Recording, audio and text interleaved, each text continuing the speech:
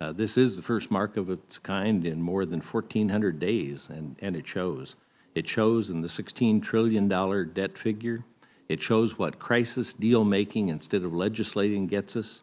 It shows what happens when we ignore a problem or avoid one for fear of harming our political future. The Senate's been out to lunch. Today it's back. Let's make the most for lost time. With a budget that would recognize our most significant fiscal problem, out-of-control spending, and address that problem in a serious and thoughtful way, we could begin to right our nation's fiscal ship. I'm concerned, though, that the budget that the chairwoman has released later today will not do that. Instead, I imagine it will call for raising taxes yet again and won't fully address the primary driver of our growing debt.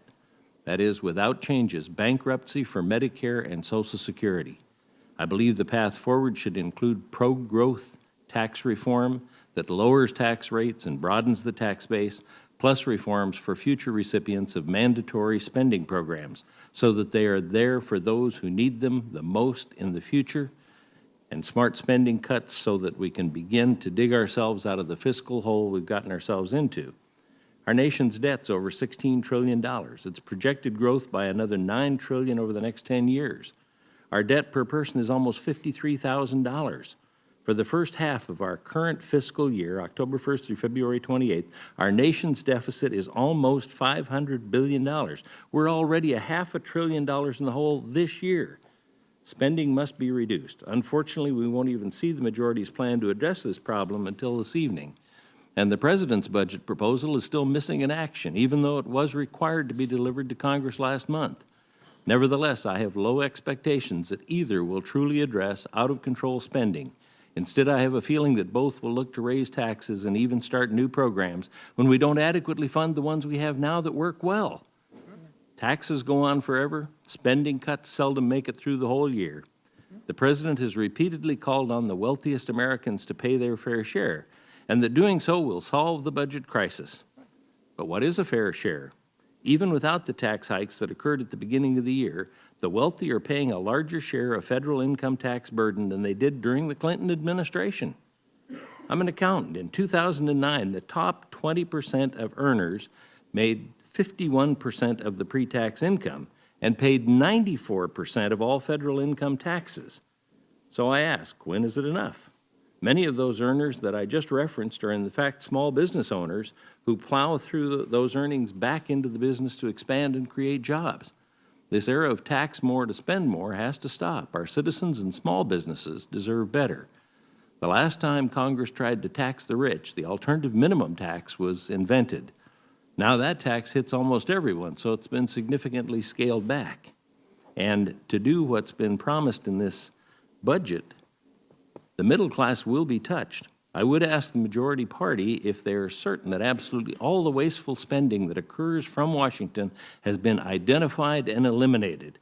If not, shouldn't that be done before even thinking about asking the public to send more of their hard-earned money to the government? Let's not forget it's their money, not the government's money. Government has grown during the recession. It's time to grow the economy instead of government. Earlier today, I introduced a bill that will cut spending by just 1 penny for every dollar the federal government spends, no exceptions. I call it the penny plan, and it would balance the budget by 2016. Balance the budget. At a time when families are still tightening their belts to make ends meet, we should do the same. Cutting 1 penny from every dollar we spend will put us on a sustainable fiscal path. It's simple, it's effective, and it's real. That's a rarity around here. In order to get current and future spending deficits, debt under control, Congress has to take some common sense steps to implement fiscal discipline. For example, we've got to stop paying for spending with revenues that may or may not materialize over 10 years to do 1 or 2 year projects. Instead, we need to start paying for the spending in the years that we're doing the spending. If we're serious about cutting our deficits and debt, then we should ensure that any legislation for new programs should be required to include those offsets and probably ought to be at least twice the size of the spending increases. And this way, spending is paid for and we reduce the deficit. We know that natural disasters like floods, tornadoes, hurricanes, and earthquakes will strike, and the federal government has a role to play when that happens. However, it's important that Congress budget as best it can for such disasters so that federal funds are available when the disasters occur. Congress should do a better job of proactively planning for disasters and include funds in the budget to assist in the aftermath, not just run up more unplanned deficits.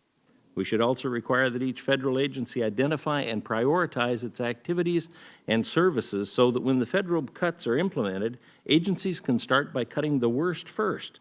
By doing so, we can maintain what we do well and cut what we don't. We can and should identify the least harmful, least painful spending reductions rather than cut the high-profile services that cause the public outcry.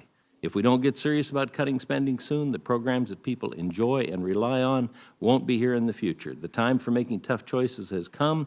I look forward to seeing the chairwoman's mark, and I remain hopeful that it will propose reining in spending and getting a balanced budget in the near term. I'm optimistic.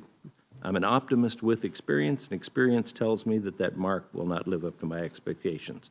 So I'm looking forward to amendments to the budget resolution tomorrow. I thank the chair.